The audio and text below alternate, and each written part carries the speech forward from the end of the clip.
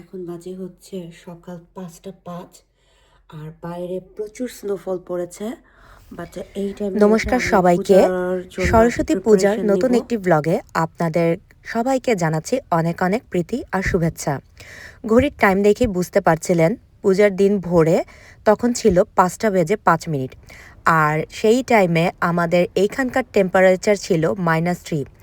চারিদিকে খুবই স্নোফল হয়েছিল। বাট এই স্নোফলের মধ্যে সকালবেলা খুব ভোরে স্নান করে, অ্যাকচুয়ালি কাঁচা হলুদ বেটে স্নান করে পূজার এই যোগাড়যন্ত্রতে আমি লেগে গিয়েছিলাম।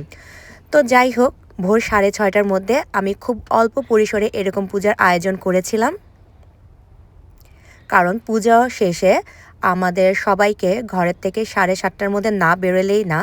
তাই দেবীর আশীর্বাদে আমি যতটুকু আমার সামর্থ্যের মধ্যে পেরেছি এইরকমভাবে পুজোর আয়োজন করেছিলাম। আমি আমার আগের ব্লগটার মধ্যেই দেখিয়েছিলাম যে আগের দিন রাতেই আমি পূজার সব বাজার করে ফেলেছিলাম। আর এই যে দেখুন কি সুন্দর চারদিক সাদা শুভ্র তুষারে ভরে গেছে।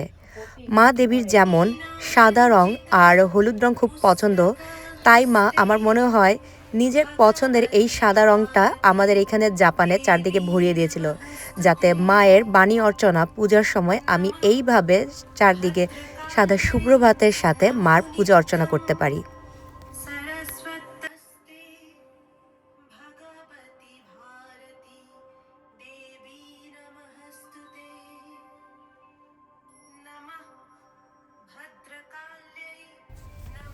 ভিউয়ার্স, আপনাদের যদি জাপানের সরস্বতী পূজা কিভাবে হয় বা কোথায় জিনিসপত্র পাওয়া যায় কিছু জানার থাকে, অবশ্যই আমাকে ইনবক্স করবেন। আর আমার ভিডিওটা ভালো লাগলে অবশ্যই সাবস্ক্রাইব করতে ভুলবেন না। আমার সরস্বতী পূজার পরে কিভাবে এই বরফের মধ্যে জবে গেলাম তারও একটা ছোট্ট ব্লগ নিয়ে আমি আসছি। এর জন্য অবশ্যই আমার ইউটিউব চ্যানেলের পর্দায় আপনাদের সাথে থাকতে হবে।